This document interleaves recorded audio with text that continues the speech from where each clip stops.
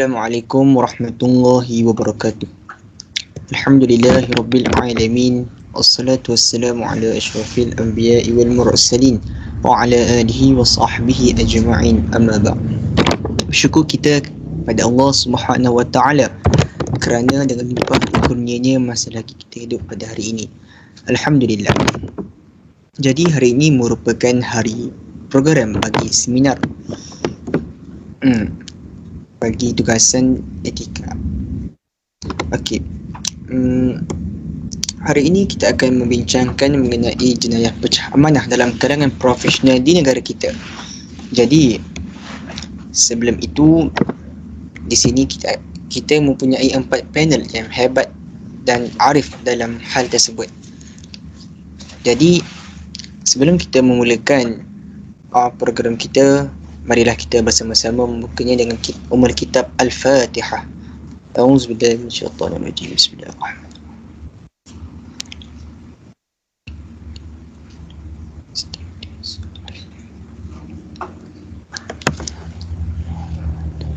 Amin amin ya rabbal alamin. Jadi hari ini kita mempunyai 4 panel yang hebat dan bijaksana dalam dalam menangani kes ini. Jadi saya ingin memperkenalkan panel pertama, iaitu Dr. Narbilah Atirah binti Ahmad Fitri.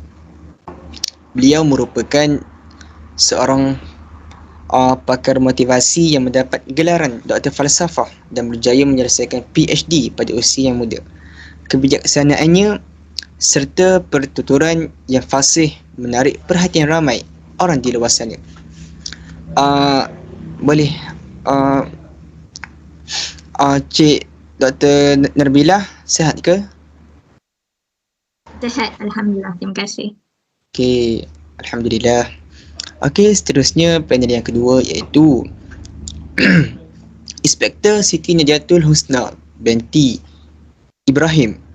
Beliau telah berkhidmat kepada PDRM hampir 6 tahun dan sering mengendalikan kes-kes yang berlaku di Malaysia, terutamanya yang melibatkan golongan profesional. Inspektor, sihat ke inspektor kita? Alhamdulillah sihat. Tuan moderator sihat? Saya sentiasa sihat. Okey, Alhamdulillah ya. Okey, terima kasih Inspektor Siti Najatul kita. Okey, seterusnya panel ketiga kita iaitu Cik Peguam. Peguam nampaknya. Peguam Cik Rabiatul Adawiyah binti Muhammad Farizan. Beliau sudah berkhidmat sebagai peguam mahkamah lebih dari 6 tahun dan sering mengendalikan kes kesalahan etika di kalangan golongan profesional. Beliau juga berkelulusan dalam ijazah sarjana undang-undang di Universiti Sultan Azlan Shah. Boleh perkenalkan diri sikit Cik Rabiatul? Open mic ke?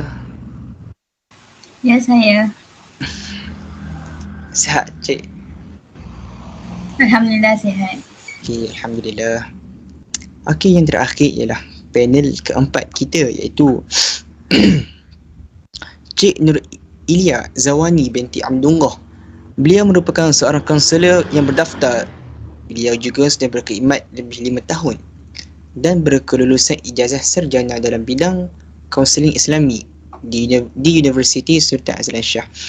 Okey, mana Cik Nur Ilia Zawani ni? Sihat ke? Saya Alhamdulillah sihat. Alhamdulillah. Nampaknya keempat-empat panel kita dalam keadaan baik, Alhamdulillah. Jadi pada hari ini jenayah kalangan profesional, jenayah pecah amanah dalam kalangan profesional sangat berluaslah di negara kita. Ia kerana kepribadian dan akhlak manusia sepanjang zaman banyak dipengaruhi oleh persekitaran gaya hidup, sama ada di sektor-sektor pekerjaan atau di tempat awam. Banyak pengertian etika dipengaruhi oleh pemikiran barat yang membawa pengertian moral semata-mata. Walhal menurut sarjana Islam di Andalusia hingga kini, Penggunaan istilah akhlak bagi mereka lebih tepat kerana ia mencerminkan kepribadian seseorang manusia, zahir ataupun batin. Panduan bagi pembentukan akhlak banyak bersumberkan hadis, Al-Quran, ijtima', qiyas dan kitab-kitab bagi agama yang lain. Dalam konteks golongan profesional dan klien, dengan bersikap amanah, ia telah memiliki ciri-ciri yang berakhlak yang dititik beratkan oleh Islam. Terdapat dua pendekatan profesional, iaitu pendekatan berdasarkan definisi yang diberikan dalam buku-buku ilmiah dan sebarang buku rujukan, serta pendekatan berdasarkan ciri yang ada.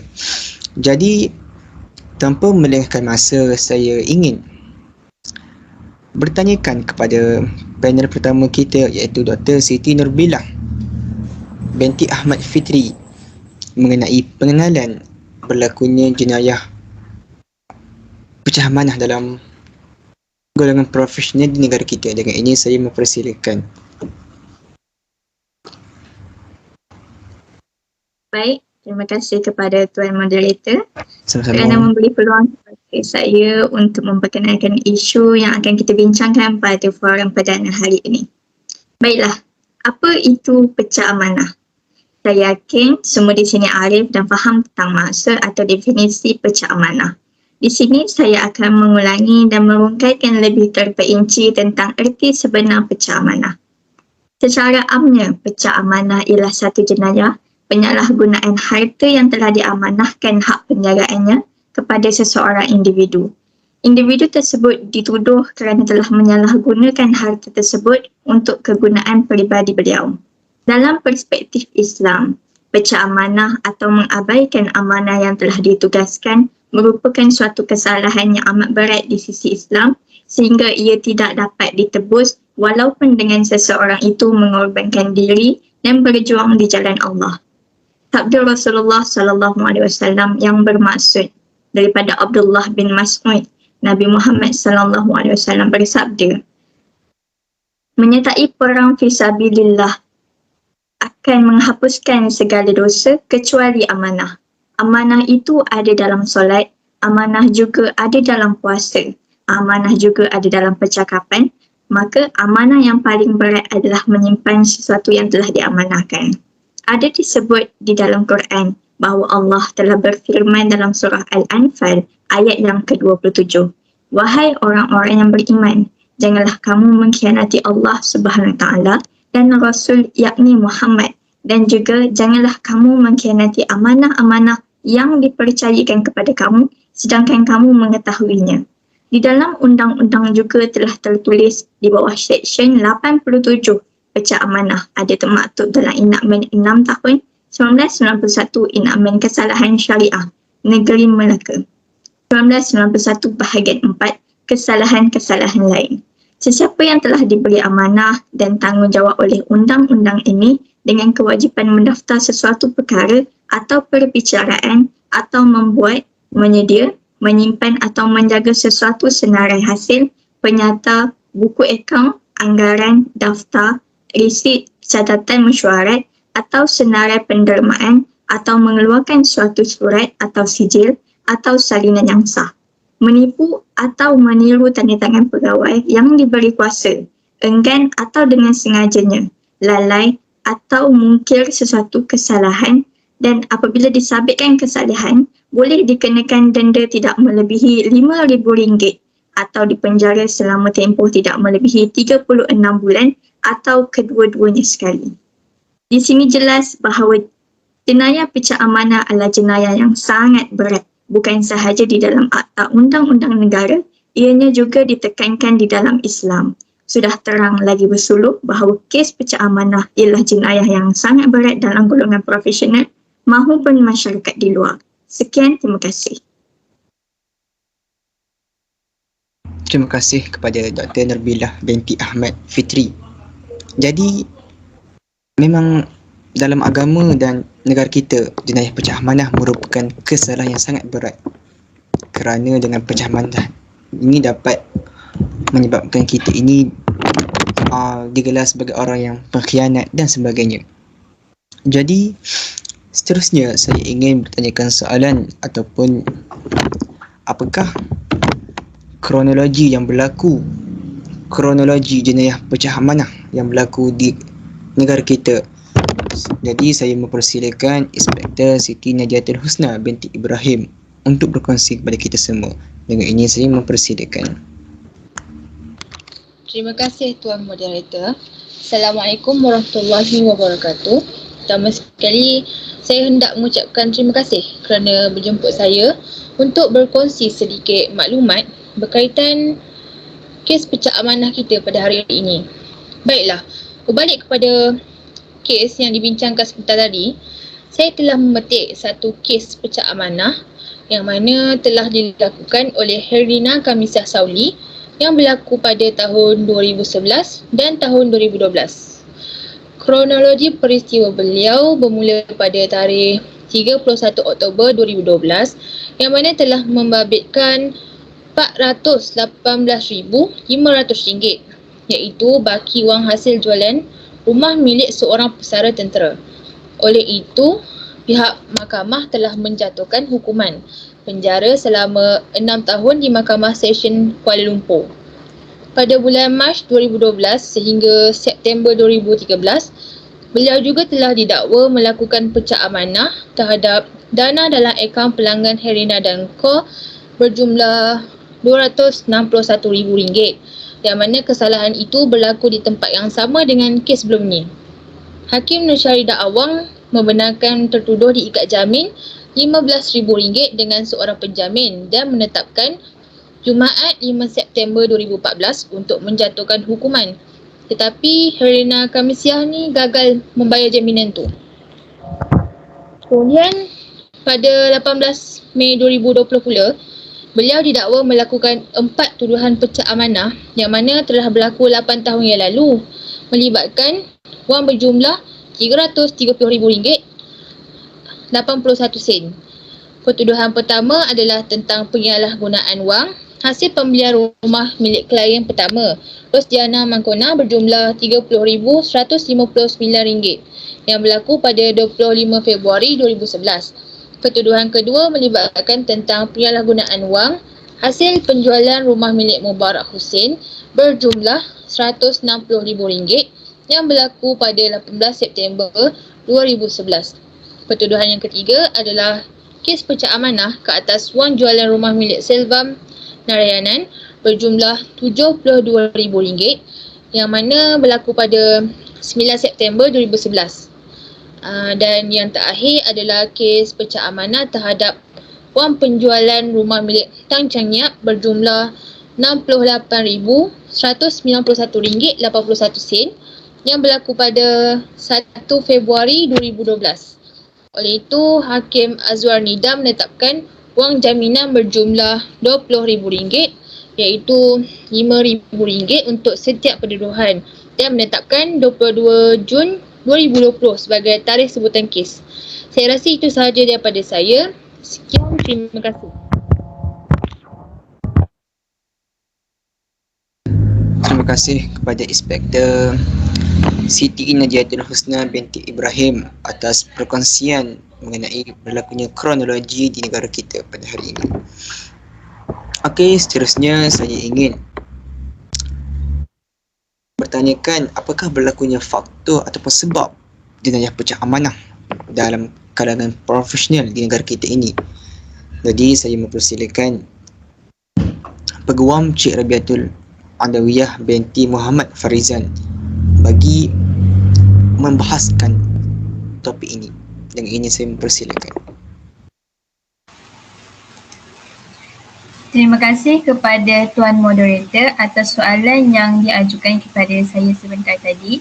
Baiklah, berdasarkan artikel Herlina Kamisyah Sauli yang kita bincangkan seketika tadi, faktor atau sebab berlakunya jenayah pecah amanah ini antaranya ialah faktor sekeliling atau diri sendiri. Sikap tamak dalam diri seseorang individu itu akan mendorong kepada perbuatan yang tidak beretika seperti menyembunyikan, mengambil atau menipu wang klien maupun wang syarikat demi kepuasan diri sendiri dan kepentingan diri sendiri. Faktor yang menjadi punca masalah pecah amanah ini juga disebabkan kerana tidak menanam obligasi bersikap amanah dalam diri sebagai seorang profesional. Tiada nilai kejujuran dalam diri profesional tersebut menyebabkan kes-kes ini banyak berlaku di kalangan profesional. Kesalahan pecah amanah ini boleh terjadi kepada mana-mana individu, terutamanya golongan profesional dan individu yang berjawatan tinggi dalam mana-mana organisasi. Selain itu, kesempitan wang dan masalah peribadi yang mendorong seseorang melakukan jenayah pecah amanah berkaitan wang syarikat maupun wang klien. Berdasarkan artikel Harinah Kemensiah yang telah dikeluarkan pada tahun 2014 itu tadi, ada disebut tentang penyelewengan wang. Antara punca kerapnya berlaku masalah seperti ini di kalangan masyarakat kita, terutamanya golongan profesional juga, ialah pelaksanaan dan pemantauan sistem kawalan kewangan yang tidak cekap dan lemah menyumbangkan terjadinya jenayah seperti ini. Turut menjadi punca jenayah penyelewengan wang dan pecah amanah kerana kebanyakan yang melakukan jenayah seperti ini merupakan golongan profesional yang berpendidikan tinggi dan berkemahiran dalam bidang kewangan dan pengurusan ataupun yang mengetahui selok-belok aliran wang syarikat seperti kes Harinah Kemensiah Saudi yang menyeleweng wang syarikat miliknya sendiri untuk kegunaan pribadi. Atas sebab kes-kes ini kerap terjadi, golongan profesional perlulah melaksanakan dan menanam keenam-enam obligasi bersikap amanah dalam diri masing-masing. Itu sahaja daripada saya. Terima kasih.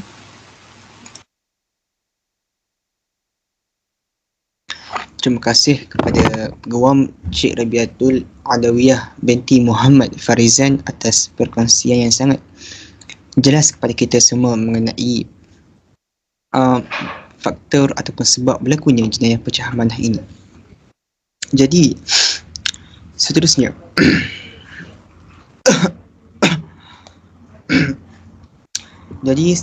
saya ingin bertanyakan apakah kesan ataupun akibat daripada berlakunya jenayah pecah amanah ini. Jadi saya ingin bertanyakan kepada pelajar pertama saya, iaitu Dr. Nurbillah Atirah binti Ahmad Fitri, iaitu kesan dan akibat jenayah pecah amanah dalam kalangan profesional terhadap negara kita. Yang ini saya mempersilakan. Baiklah, kesan daripada kes ini ialah berlakunya konflik antara golongan profesional dengan pihak ketiga. Pihak ketiga yang merupakan orang awam akan mempunyai kesukaran dalam meminta bantuan perkhidmatan terhadap peguam yang merupakan golongan profesional. Hal ini kerana timbul rasa sangsi dalam diri masyarakat setelah mengetahui isu pecah amanah yang telah dilakukan oleh seorang peguam hartanah.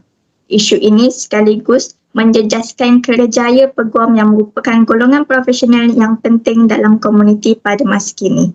Akibat berlakunya isu ini ialah apabila golongan profesional melanggar syarat etika yang telah ditetapkan, iaitu dengan melanggar perjanjian dan menghancurkan kepercayaan yang telah diberikan oleh pelanggan atau klien.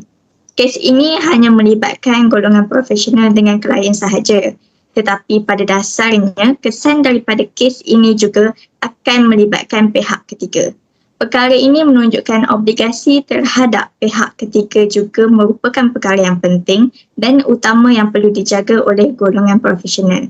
Terdapat juga kesan lain daripada isu ini, iaitu terutamanya dalam organisasi perguaman. Fungsi dan keadaan sesuatu organisasi syarikat hartanah yang telah dikuasai oleh gejala pecah amanah yang akan lebih kritikal dan akhirnya akan membawa kepada kegagalan dalam hasil pencapaian sesuatu organisasi. Apabila sudah terbiasa melakukan dan membiasakan diri dengan gejala yang tidak sihat. Hal ini dalam diri dan organisasi, tindakan dan keputusan mereka akan menjadi di luar kawalan dan jauh terpesong daripada pertimbangan etika yang telah ditekankan. Integriti dan tanggungjawab mereka selaras dengan amalan-amalan yang telah ditetapkan. Tujuan asas bagi seorang peguam hartanah ialah menyelesaikan masalah hartanah yang dihadapi oleh klien. Tetapi peguam tersebut akan terus gagal melaksanakan perkhidmatan beliau kerana wang yang diberikan oleh klien telah disalahgunakan oleh peguam tersebut bagi tujuan peribadinya, sekaligus melahirkan peguam yang tidak amanah dan gagal dalam pelaksanaan. Di sini sudah jelas bahawa jenayah pecah amanah memberi kesan yang sangat buruk kepada profesion keguaman itu sendiri. Sekian, terima kasih. Terima kasih kepada Dr. Nurbillah Atirah binti Ahmad Fitri atas penjelasan yang sangat jelas. Jadi kita boleh tengok sendiri bahawa jenayah pecah amanah ini dapat memberikan impak yang besar terhadap negara kita, terutamanya dalam kalangan profesional itu. Jadi seterusnya saya ingin menjemput Cik Nurul Ilya Zawani bagi memberikan cadangan jalan penyelesaian bagi membasmilah jenayah pecah amanah ini. Dengan ini saya ingin mempersilakan beliau. Okey, terima kasih saya ucapkan kepada moderator kerana menjemput saya berbicara dan menyuarakan pendapat atau cadangan berdasarkan isu yang berkaitan. Pada itu saya menggesa dan mencadangkan beberapa perkara yang boleh membendung isu pecah amanah yang menjadi populariti pada masa kini. Antaranya ialah kerajaan perlu komited dan tulus membantas gejala salah guna kuasa dan rasuah bermula daripada pemimpin negara khususnya yang berlaku di kementerian dan jabatan atau agensi kerajaan. Budaya kronisme dan nepotisme mesti dirobohkan kerana ia telah menjadi benteng bagi melindungi para pelaku rasuah dan salah guna kuasa dalam struktur pentadbiran kerajaan. Selain itu, Suruhanjaya Pencegahan Rasuah Malaysia SPRM mesti mengutamakan fokus pada sektor atau bidang tertentu yang dikenalpasti menjadi titik punca merebak dan giatnya gejala rasuah. Jaminan untuk menjalankan siasatan secara bebas dan kuasa untuk mendakwa juga mesti diberikan kepada SPRM. Malah golongan profesional perlu berani tampil sebagai pemberi maklumat atau saksi bagi mendedahkan salah laku yang berlaku dalam perkhidmatan awam. Pada masa yang sama, kerajaan perlu menyediakan suasana yang kondusif termasuk pada aspek peruntukan undang-undang bagi membolehkan mereka berbuat demikian. Dan yang terakhir ialah orang awam mesti menolak semua bentuk dan unsur rasuah serta memberi sokongan dan bantuan kepada agensi penguatkuasa yang berkaitan dan memastikan individu telah didakwa atau disabitkan dengan kesalahan rasuah dan salah guna kuasa ini tidak lagi menduduki mana-mana kepentingan orang awam dan negara termasuk dalam lingkar politik. Saya berharap dengan kerjasama padu dari semua pihak akan dapat membebaskan Malaysia dari semua salah laku ini dalam masa yang lebih cepat. Sekian, terima kasih. Terima kasih saya ucapkan kepada Cik Nurul Ilya Zawani binti Abdullah atas perkongsian yang dikongsi oleh beliau. Jadi saya berharap dengan cadangan tersebut dapatlah kita mencegah jenayah pecah amanah ini. Jadi sebelum kita mengakhiri forum kita, saya ingin menjemput sekali lagi Peguam Rabiatul Adawiyah binti Muhammad Farizan bagi memberikan kesimpulan atas topik yang telah kita bincangkan pada hari ini. Dengan itu saya menjemput beliau. Terima kasih kepada Tuan Moderator kerana memberi peluang kepada saya untuk menyimpulkan topik yang kita bincangkan seketika tadi. Sebagai kesimpulan yang kita boleh dapati dari setiap poin yang telah diutarakan daripada panel yang bijaksana sepanjang forum kita hari ini, sebagai profesional yang berpendidikan dan dipandang tinggi oleh masyarakat tidak sepatutnya terlibat dalam isu masalah etika yang boleh menghilangkan kepercayaan masyarakat terhadap golongan profesional. Selain itu juga, golongan profesional tidak sepatutnya mencampurkan urusan peribadi dengan pekerjaan. Masalah kesempitan wang di dalam kehidupan peribadi tidak menjadi tiket untuk golongan profesional sesuka hati menggunakan wang syarikat maupun wang klien sebagai penyelesaian masalah peribadi mereka. Golongan profesional perlu menjalankan tugas mereka dengan amanah agar tidak memberi kesan yang negatif kepada pihak ketiga dan juga klien. Kepercayaan klien dan pihak ketiga sangat penting untuk melindungi kepentingan masing-masing. Nilai standard, nilai peraturan dan nilai prinsip juga sepatutnya diterapkan dalam diri setiap individu bergolongan profesional. Di dalam kes ini, nilai-nilai tersebut wajib ada di dalam diri setiap profesional. Nilai standard, nilai yang paling asas adalah penting dalam menjalankan tugas untuk menjamin kejujuran dan ketekunan dalam setiap tugas yang dilaksanakan profesional. Nilai peraturan juga sepatutnya diterapkan agar dapat mengawal tingkah laku diri sendiri sebagai seorang profesional agar tidak melanggar etika pekerjaan bagi setiap profesion. Dan nilai prinsip dapat menjamin setiap profesional melaksanakan tanggungjawab mereka dengan amanah agar dapat menjaga kepentingan diri sendiri, klien dan pihak ketiga. Di sini jelas bahawa setiap nilai dan obligasi bersikap amanah sangat penting untuk mengelakkan perkara negatif seperti kesalahan etika yang melibatkan klien dan orang ketiga berlaku secara berleluasa. Itu sahaja daripada saya. Terima kasih. Terima kasih saya ucapkan kepada guam kita iaitu Cik Rabiatul Adawiyah binti Muhammad Farizan atas kesimpulan yang sangat jelas terhadap kita semua. Jadi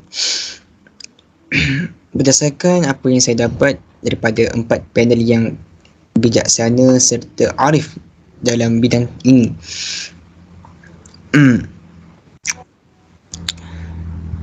seperti yang saya dapat daripada daripada Cik Dr. Nurbillah Atirah binti Ahmad Fitri mengenai perkenalan berlakunya jenayah pecahan manah ini. Selain itu, perkongsian yang diberi oleh Inspektor Siti Najatul Husna binti Ibrahim tentang kronologi pecah manah di negara kita. Sangat banyaklah kes-kes yang berlaku.